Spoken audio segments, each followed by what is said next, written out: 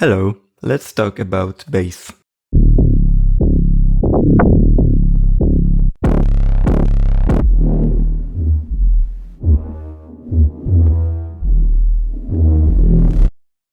I want to explain to you about my technique and way of thinking. It is very powerful to think about bass as a dance, a group dance of harmonics.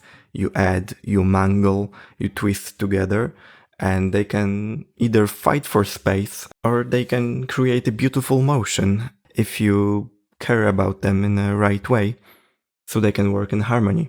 And in this video, I really want to show you a thinking that I have to avoid making those deep basses boring, because I feel oftentimes in music, when it comes to deeper tones, deeper sounds, they can get very uninteresting because you don't really have a lot harmonics going on, and that does not mean that you can have a lot of energy in them, because every harmonic can move in pitch and in volume, and that can be very intriguing. I will do stuff with Serum, but as always, feel free to use any software you feel. So let's start with a first technique that can work. It's just to create your wavetable from here, the wavetable editor window. And you can do this in Serum, you can do this in Ableton's operator. Here you can also add harmonics. Let's establish a note, because that's obviously an important thing, an important factor when it comes to your bass, how high or low you want it to go. The lower the note is, the higher the chance you want to bring the harmonics stronger, more upfront, so it's still readable and doesn't feel like an infrasound kind of fucking nonsense. I feel like we can do D sharp, which is a nice middle ground. Let's turn up the harmonics. Obviously, now it's easier to hear. And the very first thing I want to add to this patch is the pitch envelope to make it kick. So I'm bringing the LFO1 to modulate master tune. Here you can type in the amount of pitch shift you want in semitones. So let's do an octave. It's 12 semitones, and it will convert to this matrix number. Is very handy. Yeah, that's... I will add some form of release, maybe even hold, sustain. After you generate the harmonic content you like, you can subtract it with a filter. An important thing that happens when using a filter is the phase shift. What happens when you move that filter constantly? The phase shift constantly move, which is basically changing the pitch of your sound. But as you see, you are not changing that pitch on the whole sound, you are changing the pitch of individual harmonics, shifting into different regions of the spectrum. TLDR, it's making a lot of chaos. But controlled chaos is perfect. So let's go for that.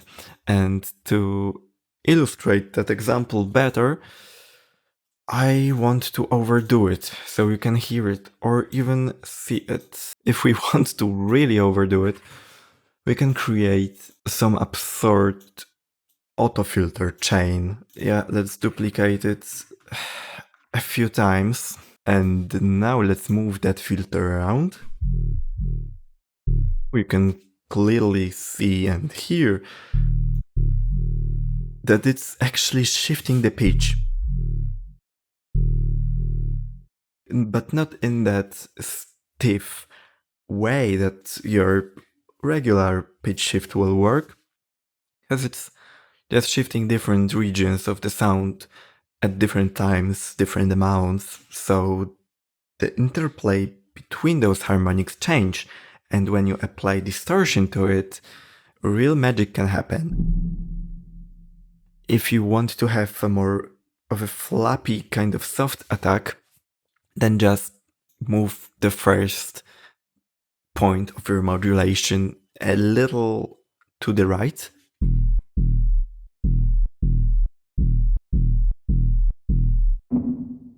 Wavefolding, I feel like it's underrated, and it is great for deep basses because it doesn't work like your standard wave shapers that oftentimes create a lot of harmonics at once. You add a little bit of tube saturation, and then you have like 6 different harmonics that can also sound cool depending on what you want. But wavefolders add those harmonics in order, so they will add the first one, and if you go above a certain threshold, they will add another one and then another one. So it's more organized and minimal, more focused. And here is how it sounds on this little 808. Yeah, I think that's kind of wild. And right now that we have some foundation established with that bass, we can switch the technique of managing your harmonics. Let's choose a harmonic series, Wavetable. Let's go. What this wavetable is about, as you can see, it's the amount of sine wave repetition in a given window. Let's play with that and play with modulation, which is a bit more unpredictable, which is cool. Sometimes you want to surprise yourself, and that's perfect. So I will use the envelope 1 to modulate the FM amount this bassline oscillator will get from the harmonic series. You can hear it's a completely different sound. And here it's just a lot of fun.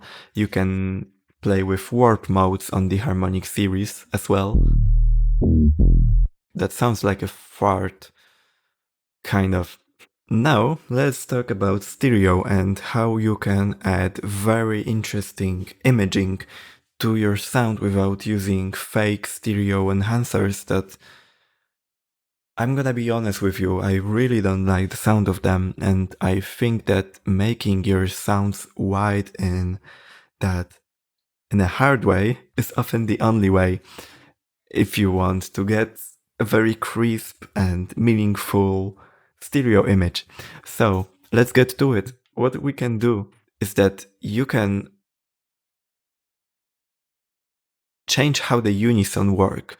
You can just straight up disable the pitch difference between unison, because in a default mode of Serum, adding more voices, it's making them slightly detuned. Then you can get that reasing effect, and if we are making a very clean, deep kind of basses, we can switch it to warp. And what this does is making the left and the right channel have a different warp amount, so you can have a little bit more frequency modulation on your left speaker and less on the other one. Let's turn on the unison.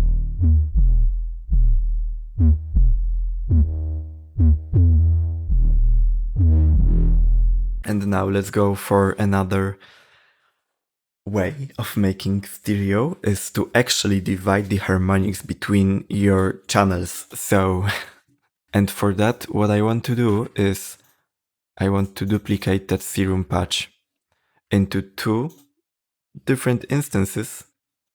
One panned to the left, other one panned to the right. We open up one of them and we draw different harmonics. You can switch the harmonic series, you can just tweak anything you want, really. Maybe moving the shape of your LFO. That's big. And with this one, you can get absurd if you sum those stereo basses into one mono channel. It can still sound okay, but it's a little more risky than the previous technique, just because you can tweak both of those sounds to cancel each other. When you look at stereo image, you can divide the width into two different philosophies. You can add your stereo using phase differences, or you can add your stereo using amplitude differences. And the difference between them is that the amplitude one will always sum to mono very nicely, where on the phase dependent stereo image, the channels can conflict with each other and phase each other out. So it's not that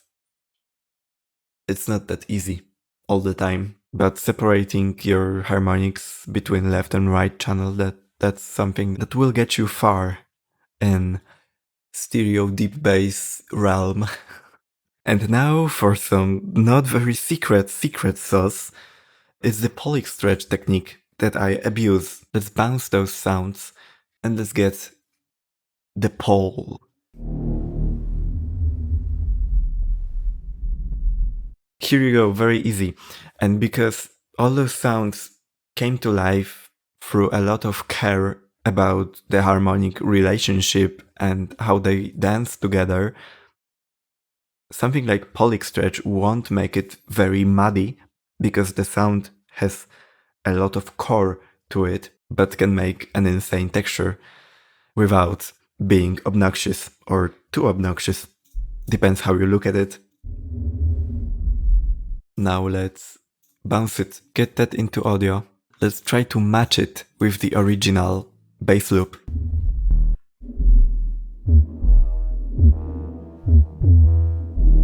And that's it, all these samples and a whole not very much cut video is up on my Patreon if you would like to check it out. I would really appreciate that. So yeah, go and create. I love you so much, guys. See you.